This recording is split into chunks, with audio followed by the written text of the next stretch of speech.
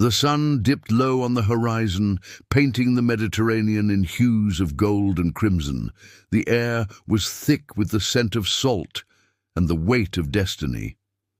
Every wave that crashed upon the shore seemed to whisper stories of empires that had risen and fallen, and of one that was about to rise again. This was no ordinary day. This was the day when Islam would face the sea. Under the wise and gentle rule of Caliph Uthman ibn Affan, the world stood on the edge of a new chapter. For centuries, the Byzantines had ruled the waters. Their mighty fleets filled the horizon, their empire stretching from coast to coast. Their ships, moving like floating fortresses, were a testament to their power. The sea was their kingdom, vast, powerful, and seemingly untamed. But Islam was never a faith meant to remain confined within the comfort of the desert. The divine message was destined to cross valleys, mountains, and oceans. And now, under Uthman's leadership, that message was about to set sail. The conflict began when the Byzantine Empire started raiding Muslim shores, attacking traders, burning coastal towns, and mocking the caliphate's reach. The cries of the innocent reached Medina, echoing in the hearts of the believers. Among them was a man of great vision, the governor of Syria, Muawiyah ibn Abi Sufyan. He approached the caliph with a bold proposal. "O leader of the faithful," he said, "let us meet them on their own waters. Let us build ships and defend the Ummah beyond the coast." The idea was audacious, even dangerous. For generations, the Arabs had held a deep-seated fear of the sea, calling it Bahr al-Zulumat, the Sea of Darkness. Many of the companions hesitated, warning of the perils of an unknown realm. But Uthman ibn Affan listened quietly, his heart steady, his faith unshaken. He spent days in deep reflection and prayer. Then his answer came, calm, firm, and filled with conviction. "If it is for the sake of Allah," he declared, "then let the sea itself bear witness." With that monumental decision, the course of history shifted forever. Along the coasts of Syria, shipyards sprang to life.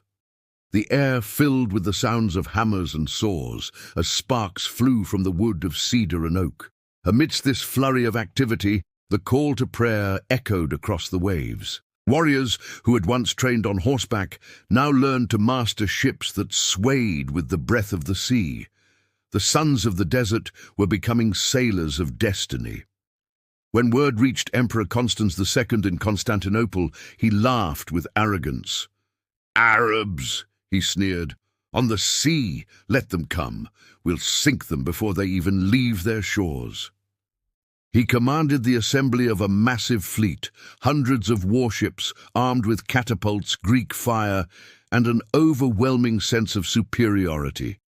The Byzantines believed the sea belonged to them, but what they failed to understand was that faith knows no boundaries. Faith can make the impossible inevitable. The two fleets finally met off the coast of Lycia. The sea shimmered under the morning sun as the banners of Islam fluttered bravely in the wind. A heavy silence descended, the kind of tense quiet that precedes a storm. Then a single powerful cry shattered it.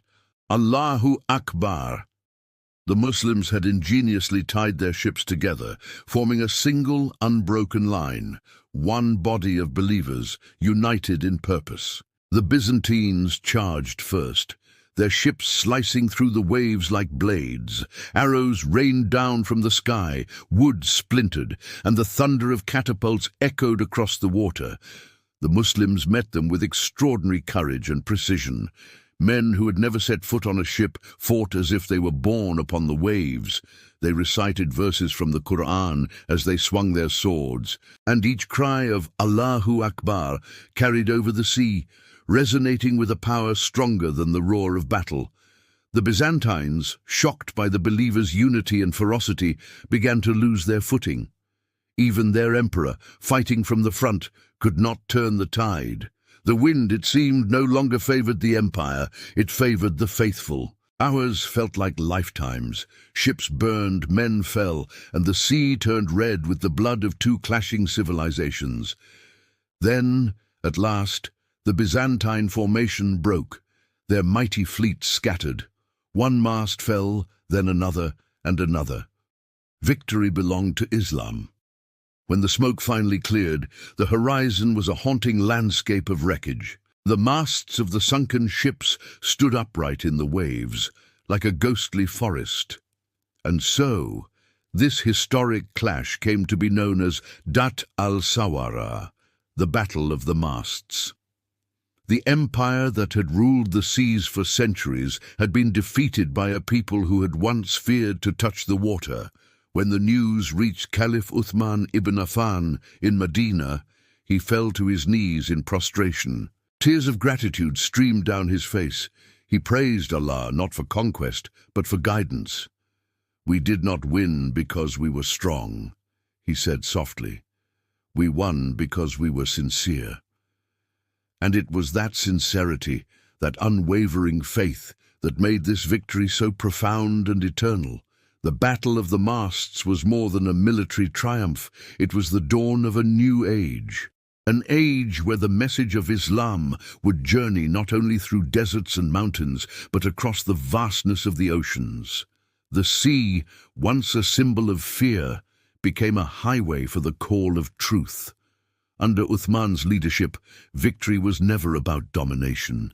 It was about justice, peace, and the spread of divine light.